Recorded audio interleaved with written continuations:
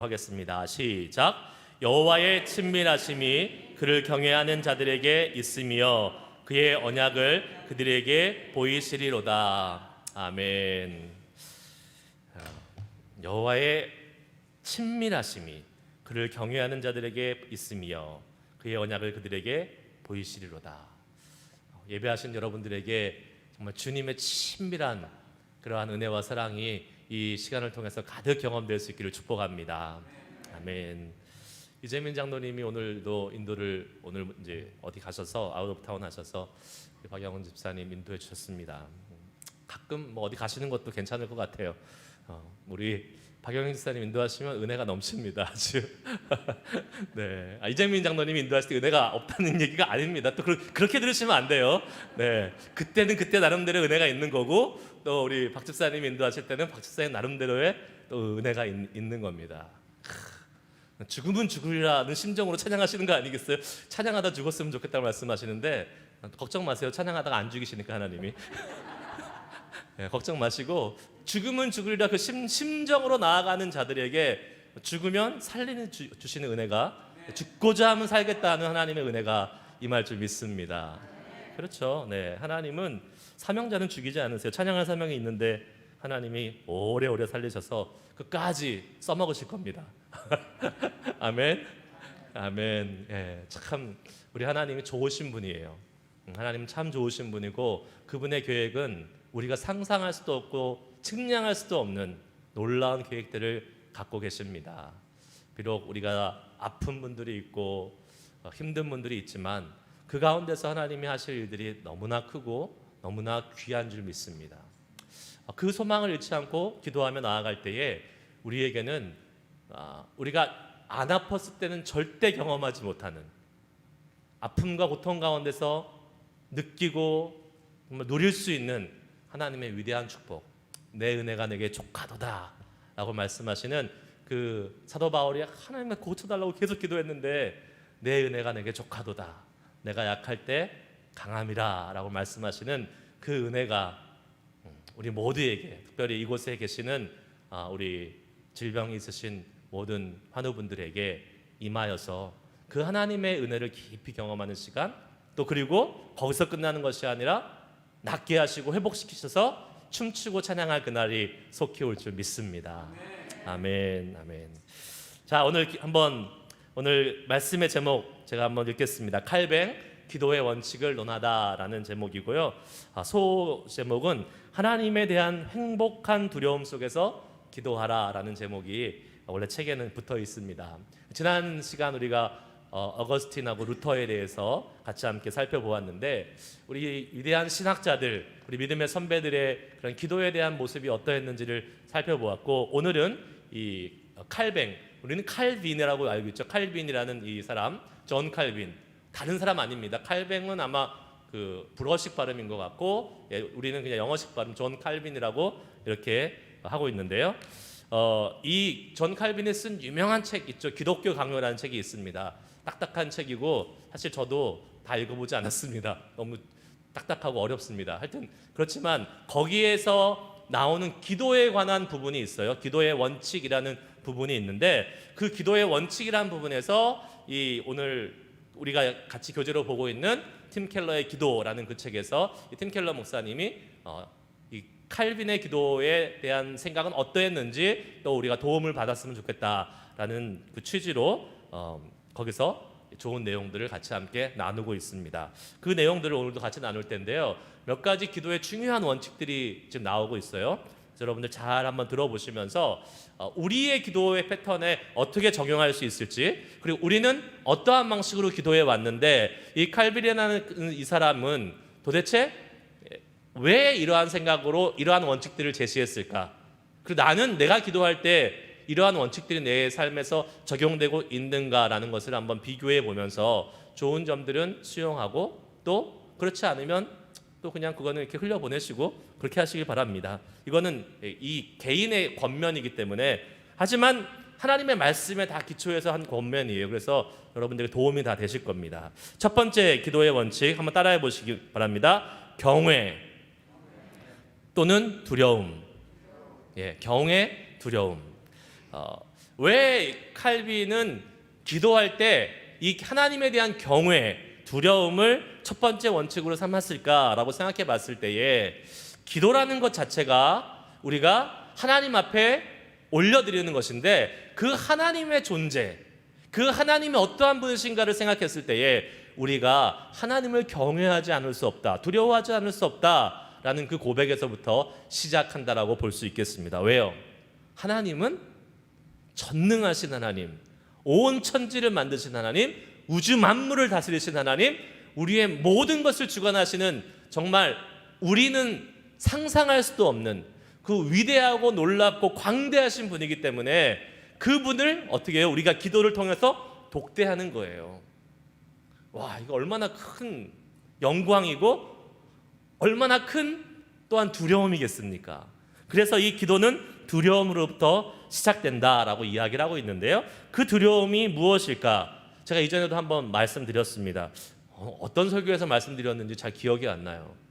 하도 제가 우리 실리콘밸리 장로교에 온 다음에 설교를 하도 많이 해가지고 저도 잊어버리는데 여러분은 오직하신가라는 생각이 듭니다. 제가 한번 이 두려움에 대해서 새벽 기도 때인가 한번 말씀을 드린 것 같아요. 이 두려움이 믿는 사람이 갖고 있는 두려움, 하나님에 대한 두려움과 또 세상 사람들, 믿지 않는 사람이 갖고 있는 두려움은 엄연히 다르다고 했습니다. 믿지 않는 세상 사람들은 어떤 두려움이에요? 벌 받을 두려움, 나중에 하나님으로부터 심판받고 지옥 갈 두려움에 있지만 무서움의 두려움입니다. 하지만 우리 믿는 사람의 두려움은 어떤 두려움이랬어요? 기쁨의 두려움이라 그랬어요. 하나님이 너무나 위대하시고 광대하신 분인데 그 앞에 죄인으로 서 있는 내가 너무나 하찮고 너무나 연약하지만 그러한 하찮은 죄인까지도 사랑하시는 그 하나님의 위대한 사랑 앞에 너무나 감사하고 너무나 기뻐서 여기 칼뱅도 뭐라 그랬어요? 칼뱅도 행복한 두려움 속에서 기도하라 라고 아까 소제목이 있다고 말씀드렸잖아요. 행복한 두려움. 이게 사실 말이 안 되는 거잖아요. 행복한 두려움이 어디 있어요? 그런데 말이 돼요. 성경에서는. 하나님과의 우리의 관계에서는 기쁨의 두려움, 행복한 두려움이 있는 것입니다. 여러분, 왜 우리는 이 행복한 두려움을 가질 수 있어요? 아까 이 행복한 두려움을 갖지 못하고 무서움의 두려움을 갖게 하는 게 뭐라고요? 심판, 지옥, 그 하나님의 그 징계, 이것이 두려워서 행복한 두려움을 갖지 못하는데 우리는 그 두려움이 없습니다. 왜 없습니까? 로마서 8장 1절 말씀 같이 한번 읽어보겠습니다. 로마서 8장 1절 말씀 읽습니다. 시작.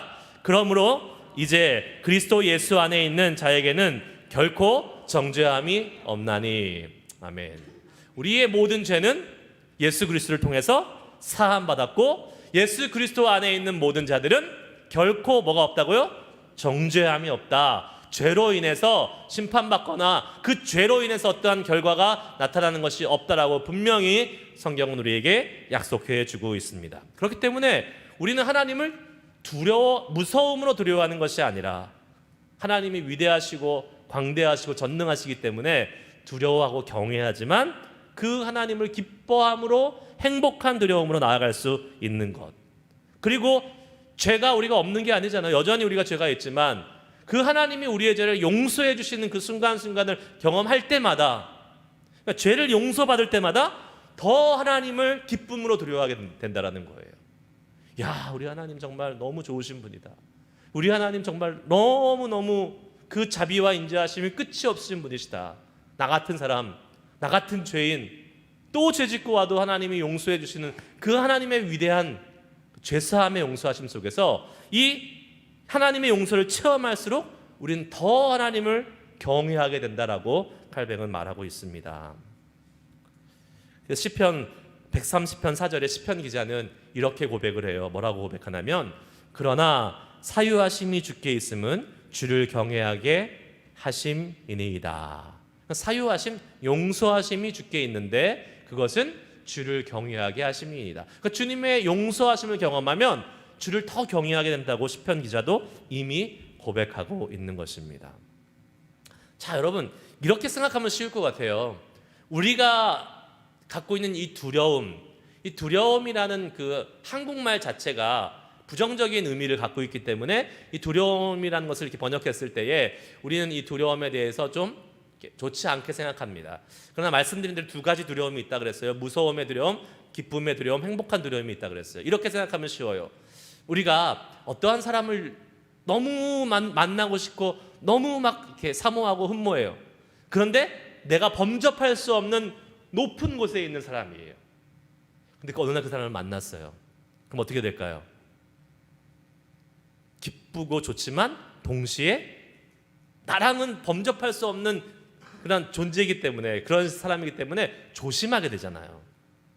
제가 박사과정을 이렇게 지원을 하면서 미국에서 마스터를 마치고 PhD 지원을 할 때, PhD 지원을 할 때는 교수님을 보고 지원을 합니다.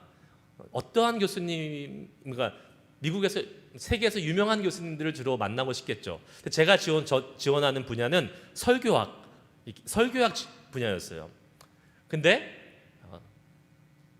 제가 지원했던 그 한 교수님이 여자 교수님인데 미국 설교학계에서 제일 유명하고 제일 잘 나가는 여자 교수님이었어요. 여자분으로서 미국 설교학계에서 아주 큰 영향력을 끼치는 교수님이었어요. 지원을 했는데 됐네요. 하나님의 은혜로 돼서 이제 갔습니다. 처음 만날 때 제 마음이 어떻겠어요? 너무 설레고, 내가 드디어 이 책으로만 보고 매스컴에서만 보던 이분을 만나는구나 라는 그러한 심정으로 갔을 거 아니에요. 기쁜 마음으로 가지만 동시에 어떨 것 같아요?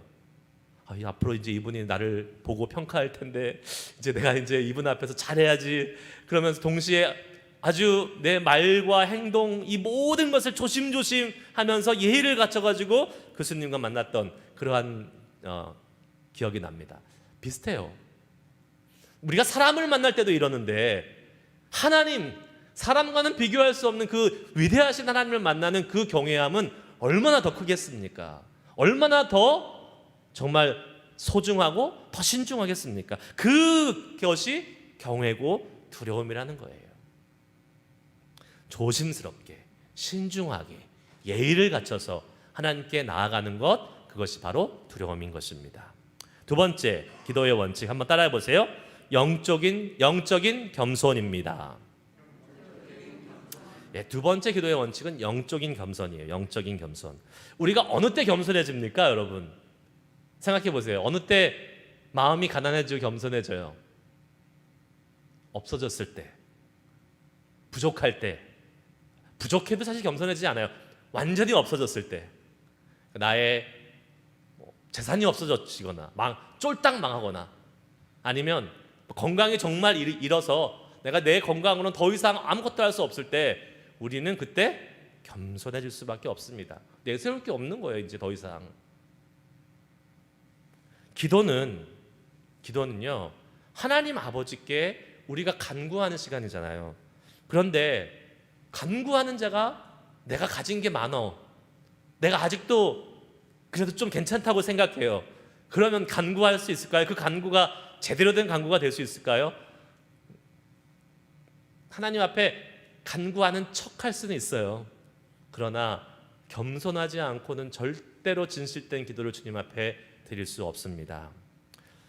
우리가요, 하나님 앞에 겸손해질 수밖에 없는 이유는 아까 말씀드린 대로 하나님은 정말 우리가 범접할 수 없는 하나님, 위대하신 하나님인데, 우리는 정말 작고 작은 연약한 사람, 정말로 하나님의 은혜와 용서가 없이는 절대로 살아갈 수 없는 허물 많은 죄인, 연약한 존재라는 것을 인정하는 그 순간, 깨닫는 그 순간, 우리는 하나님께 진실된 기도를 드릴 수 있게 된다는 거예요. 그래서 겸손은 참 재밌습니다.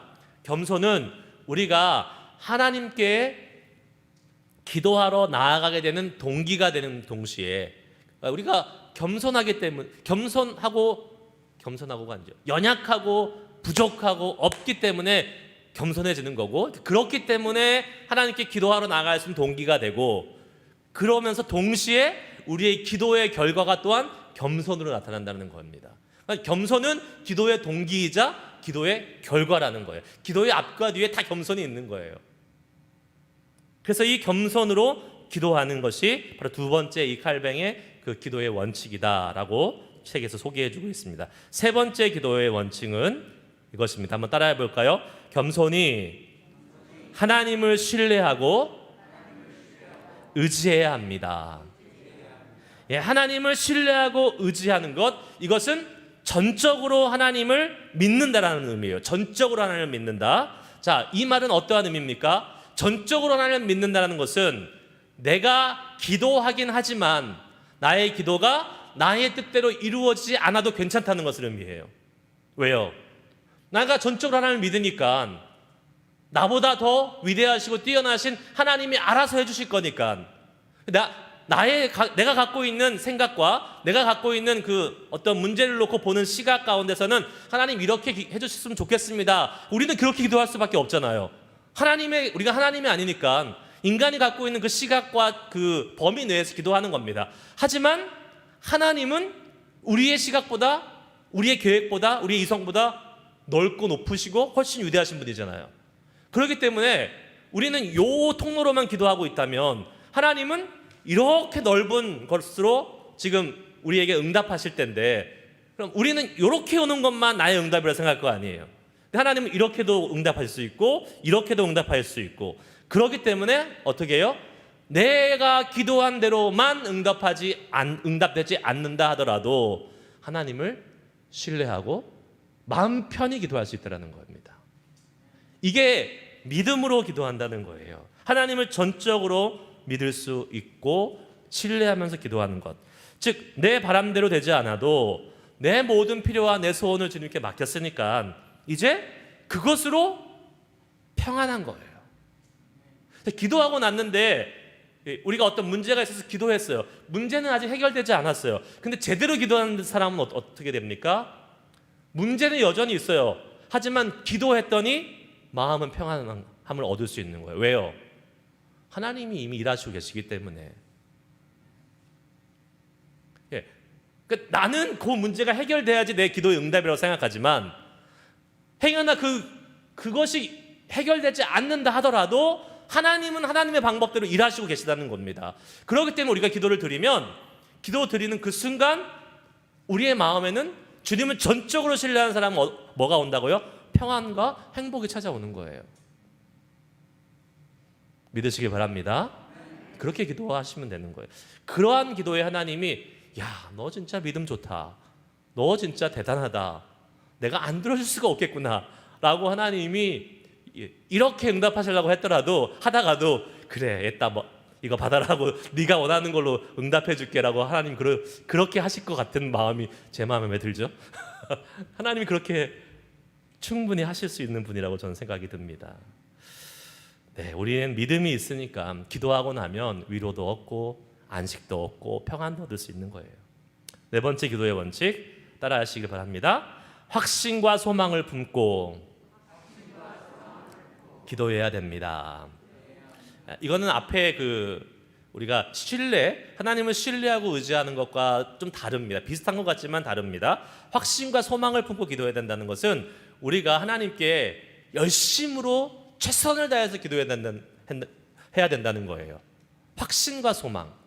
그만큼 우리가 주님이 하실 일들을 믿기 때문에 우리의 기도하는 자세는 최선과 열심으로 나아가야 된다는 것입니다. 이렇게 생각할 수 있어요. 세 번째 원칙과 네 번째 원칙이 조금 이해 충돌이 되지 않나. 하나님이 다 하시는 거, 하나님이 알아서 다 하실 텐데, 하나님의 이 뜻을 이루실 텐데, 이렇게 저러한 방법으로 이루실 텐데 우리가 굳이 그렇게 열심히 기도해야 되나라고 생각할 수 있을 거 아니에요. 얼마든지. 그런데 그게 아니라고 지금 칼빈이 얘기합니다. 하나님이 하실 일, 주님의 뜻은 이루어집니다. 하지만 우리는 열심히 기도해야 됩니다. 소망을 품고 열심히 기도해야 됩니다. 왜? 그것이 주님이 원하시는 것이기 때문에 그렇습니다. 우리가 이제 그런 질문하잖아요. 신학적인 질문합니다. 하나님이 다 알아서 하시고 모든 것이 다 하나님 계획에 있는데 우리가 기도 안 해도 만약에 하나님이 다 하시면 왜 우리가 굳이 기도해야 됩니까? 왜 그렇게 열심히 죽으라고 기도해야 됩니까? 라고 물어보는 사람 있어요. 되게 믿음 좋은 것 같잖아요. 우와, 하나님이 다 하신대. 하나님을 신뢰해. 하나님을 전적으로 믿어. 그러니까 나는 아무것도 안 해도 돼. 잘못하면 혹하고 넘어갈 수 있겠죠. 그 이론에. 아니에요. 그렇지 않습니다. 하나님이 다 하시지만 그 다 하시는 하나님이 우리에게 원하시는 게 뭐라고요? 기도하라고 말씀하시잖아요. 쉬지 말고 기도하라고 말씀하시잖아요. 너는 내게 부르짖으라 말씀하시잖아요. 아무것도 염려하지 말고 다만 모든 일에 기도와 간구로 너희 구할 것을 감사함으로 하나님께 아뢰라. 주님이 말씀하시잖아요. 하나님이 원하시는 것이니까 우리는 최선을 다해서 하는 겁니다. 그리고 또 한 가지 이유가 있습니다. 하나님은 일을 하시고 응답해 주시지만 종종 때때로 칼빈은 말하기를 우리가 기도할 때까지 그 응답을 홀드하고 계신다, 그러니까 잡고 계신다라고 말씀하고 있어요. 왜 그럴까요? 기도도 안 했는데 하나님이 덥석 응답해 주면, 잘 되게 하면 그 사람은 어떻게 될까요? 교만해질 수밖에 없습니다. 하나님을 인정하지 않고 그냥 뭐 다 이루어지네, 하나님을 더 의지하지 않게 돼요. 하지만 우리가 기도할 때, 열심히 기도할 때 하나님께서 그 정확한 타이밍에 홀드하고 계셨던, 그거를 또 어떤 표현으로는 기도의 분량이 찬다라는 그 얘기를 여러분 많이 들으셨잖아요. 하나님이 원하시는 기도의 분량이 있어. 사람마다 기도의 분량들이 있고 교회마다 그 기도의 분량이 차고 찼을 때에 하나님이 응답하셔. 그 말이 똑같은 말입니다. 하나님께서 정해놓으신 시간이 있고 또 나름대로의 그 하나님의 계획 가운데 있는데 우리가 그 기도를 통해서 그 기도의 분량을 쌓아놓을 때에 하나님이 응답하시고 역사하시는 것을 경험한다라는 사실이에요. 그렇게 될 때 우리는 겸손해질 수 있는 겁니다. 교만해지지 않고 겸손하게 하나님 앞에 확신과 소망을 품고 기도할 수 있는 것이지요. 여러 가지 이런 원리들이 있는데요. 이러한 원리들 속에서 우리가 이 칼빈이 마지막으로 정리를 하면서 한마디로 이렇게 이 모든 원리들을 그냥 압축한 그 내용이 있습니다. 그것이 뭐냐? 그것을 이제 원래는 원리라고 표현하지 않고 그냥 1, 2, 3, 4 기도의 원리를 얘기한 다음에 장문의 그러한 어떤 덧붙이는 말을 했는데 이 팀 켈러 목사님이 이걸 5번째 원리로 그냥 정리해 버렸어요. 한번 따라해 보시겠습니다. 기도의 5번째 원리는, 따라해 보세요. 기도의 5번째 원리는 은혜입니다. 여러분, 지금까지 우리가 이 땅을 살아왔던 수많은 믿음의 사람들을 포함해서, 성경에 나온 사람 포함해서 한 점 흠없이 아무런 하나님이 보시기에 우와 100점이야, 퍼펙트한 기도야 라고 기도한 사람이 있었을까요? 없었어요. 다 문제가 있었고 다 약점이 있었고 다 흠이 있는 기도를 드렸습니다. 근데 그렇게 흠이 많고 약점이 많은 우리 인간들이 주님 앞에 기도할 수 있는 이유가 무엇일까요? 기도할 수 있는 이유가 무엇일까? 그것이 바로 오직 주님의 은혜가 있기에 우리가 기도할 수 있다는 것입니다. 우리는 다 흠이 많고 우리는 다 약점이 많아요. 그러니까 어떤 사람들이 이렇게 얘기해요. 아유, 내가 기도하다가 괜히 나의 욕심 때문에 내 욕심을, 정욕을 위해서 막 구할 것 같아서 기도를 못 하겠어. 이거 되게 어리석은 사람입니다. 왜요? 다 약해요. 다 죄인이에요. 다 온전한 기도 못 드려요. 때로는 정욕을 위해서 하나님이 구하지 말라고 분명히 성경에 말씀하고 있지만 우리도 뭐 실수하고 연약한 죄인이기 때문에 나도 모르게 그런 걸 막 구할 수 있습니다. 그런데요, 그거는 내가 그렇게 할까봐 기도 못하겠어라고 말하는 거는 하나님의 능력을 내가 제한해 버리는 겁니다. 하나님이 알아서 다 필터를 하십니다.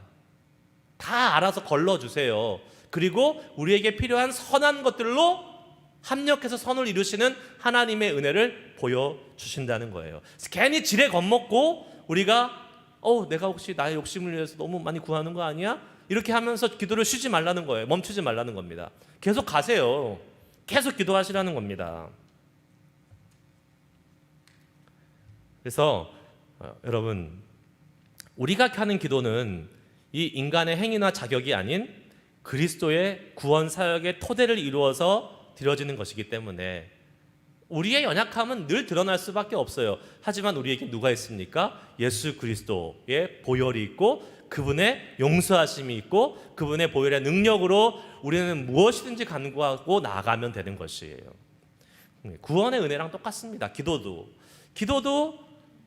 우리가 구원을 뭘로 받습니까? 너희가 그 은혜로 말미암아 믿음으로 구원을 얻는다라고 말씀하고 있지 않습니까? 은혜로 말미암아 구원을 얻는 거예요. 은혜로. 기도도 은혜로 기도하는 겁니다. 내가 자격이 있고 내가 멋진 말, 내가 하나님이 들으실 만한 기도만, 내가 하나님이 받으실 만한 기도만 해서 기도할 수 있는 게 아니라 나한테 기도의 그러한 그 토대가 있는 것이 아니라 우리의 기도는 늘 누구한테 있다고요? 예수 그리스도, 중보자 되시는 예수 그리스도의 근거를 둬서 기도한다는 사실을 믿으시길 바랍니다. 그거 꼭 기억하셔야 돼요, 우리가. 그래서 우리가 분명히 기억해야 될 것, 그것이 있습니다. 무엇이냐? 우리가 드리는 이 열심히 드리는 이 기도가, 우리가 한 기도의 행위, 기도의 그런 분량, 기도의 그런 열심, 이것이 하나님이 기도를 응답하셔야 되는 이유가 돼서는 안 된다라는 거예요. 우리의 기도에 응답받는 이유는 무엇입니까? 하나님의 은혜예요. 우리가 열심히 기도해서 기도 응답받는 거 아니에요. 우리가 열심히 기도하는 건 뭐예요? 하나님이 그렇게 하라고 말씀하셨으니까 우리가 열심히 기도하는 거예요. 하지만 기도의 응답은 우리의 열심에 있지 않습니다. 오직 그 중간에 계시는 예수 그리스도, 중보자 되신 예수 그리스도, 그분의 은혜로 말미암아 우리는 기도해서 응답받는 거예요. 이걸 정확히 아셔야 되는 겁니다. 안 그러면 이제 이런 일이 벌어져요. 어떤 일이 벌어지냐면, 하나님 우리 열심히 기도했는데 왜 기도 안 들어주세요? 왜 응답 안 해주세요? 이런 일이 벌어지는 것입니다.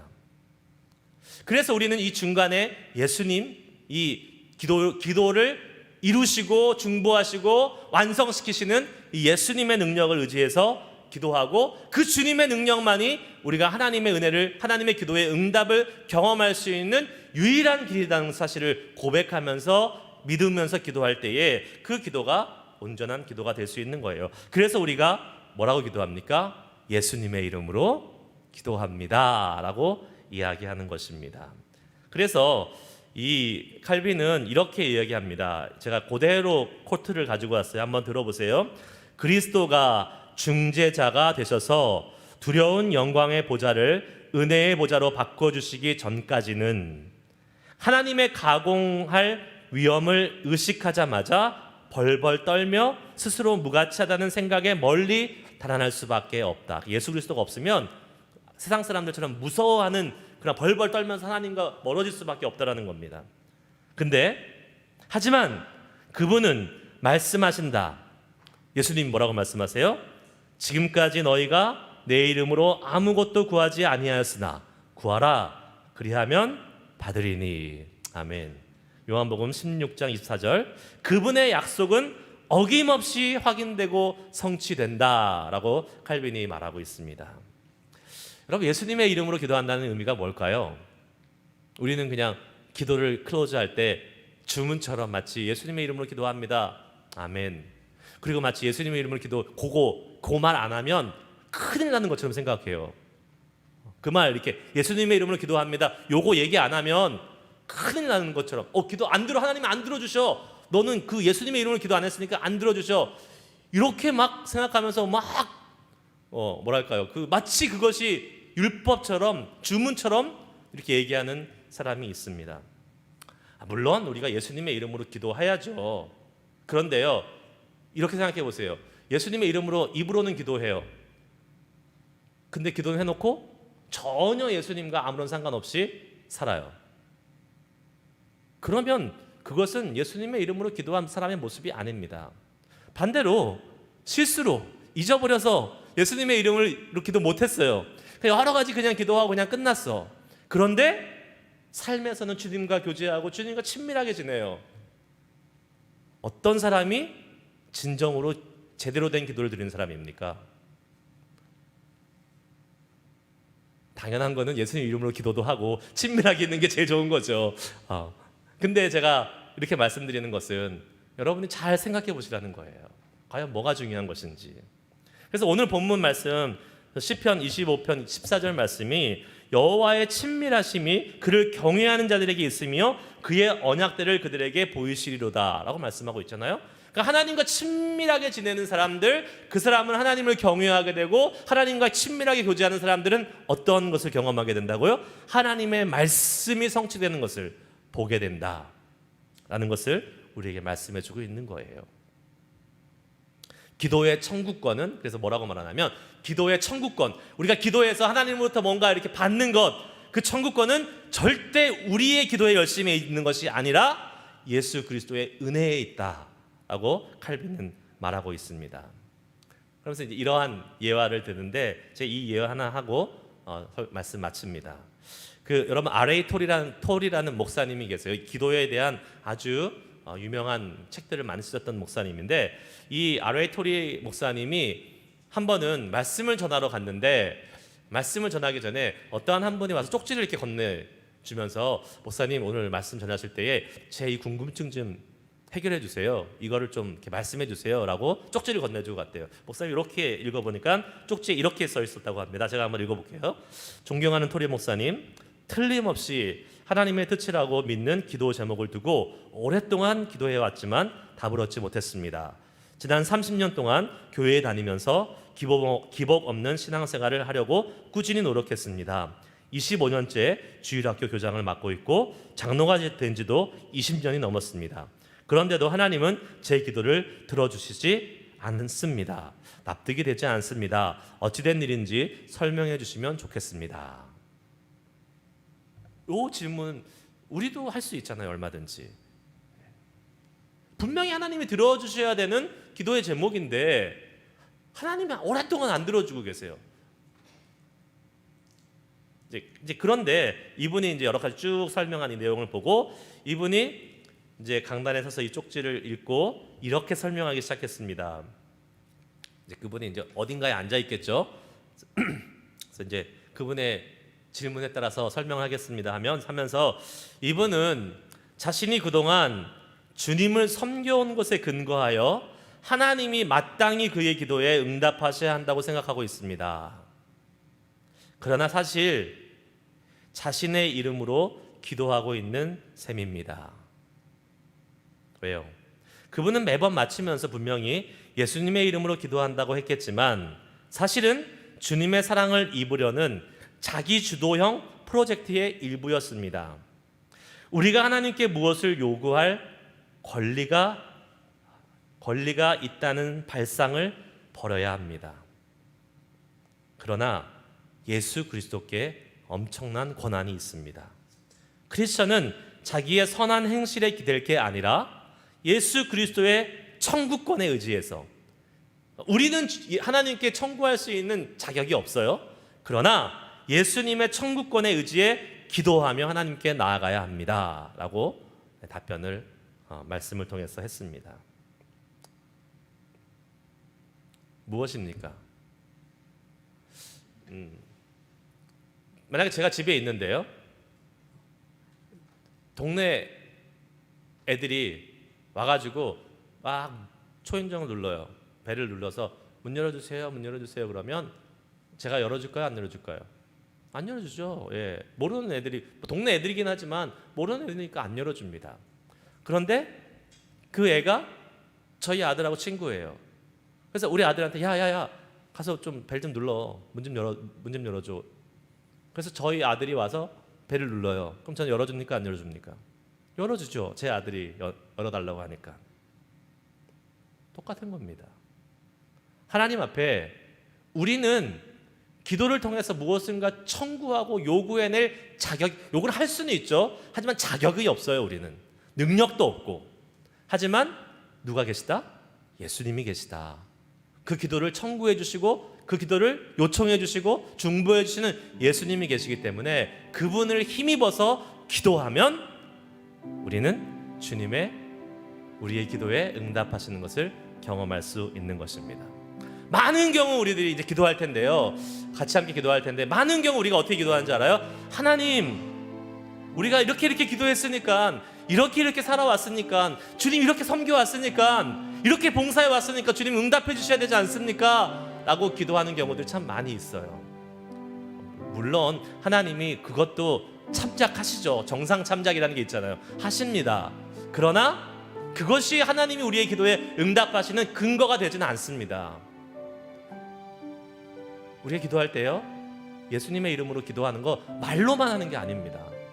진짜 예수님이 하나님과 우리 사이에 계셔서 그 예수님의 능력으로, 예수님의 중보하심으로, 예수님이 이미 우리를 통해서, 우리를 위해서 기도하고 계시고, 우리가 그 예수님의 그 은혜로 말미암아 하나님께 기도할 때에 그 기도가 응답되는 거예요. 자, 우리 이 시간 기도할 겁니다. 이렇게 기도해야 됩니다. 하나님, 우리가 주님 앞에 이제 여러 가지 기도의 제목들을 가지고 나아갈 텐데, 그 기도에 응답해 주시는 것은 전적인 하나님의 은혜입니다. 전적인 하나님의 선택이십니다. 다른 말로 하면 전적으로 하나님 마음대로십니다. 내가 기도해도 하나님이 하시고 싶지 않으면 안 해주셔도 됩니다. 아니, 우리가 뭐 하나님 앞에 허락을 해드릴 필요는 없는 거죠. 하나님 마음이시니까. 전적으로 하나님을 신뢰합니다라는 이 믿음을 가지고 기도하되, 그러나 하나님, 그 주님의 은혜가 우리가 필요합니다. 우리의 기도에 응답해 주시는 하나님의 은혜가 필요합니다. 내가 나의 힘으로, 나의 공로와 나의 여러 가지 봉사와 섬김과 나의 기도, 이것이 하나님의 응답을 얻는 것이 아니라, 하나님이 은혜를 주실 때에, 하나님이 예수 그리스도를 통해서 구원의 은혜 받은 것 감격하고 하나님 앞에 나아갈 때에, 그때에 주님께서 우리에게 기도를 응답하시고 우리의 기도에 하나님의 방법으로 역사하신다는 사실을 우리가 기억했으면 좋겠고요. 우리 이 시간 그 주님께 같이 함께 기도했으면 좋겠습니다. 어떻게 해요? 주님, 제가 이 시간 기도합니다. 하나님, 전적으로 주님의 은혜를 입게 하여 주시옵소서. 전적으로 예수 그리스도를 신뢰하고 의지하게 하여 주시옵소서. 전적으로 하나님의 주권을 인정하게 하여 주시옵소서. 우리 시간 기도할 때에 개인의 기도를 먼저 드렸으면 좋겠습니다. 여러분들 주님 앞에 갖고 나온 여러 가지 개인의 기도의 문제를 우리 시간 한 5분 정도 하나님 앞에 기도하면서 하나님 은혜를 구합니다. 함께하여 주시옵소서. 역사하여 주시옵소서. 주님의 주권대로 행하여 주시옵소서. 다 같이 함께 주여 한번 부르시고 기도하도록 하겠습니다.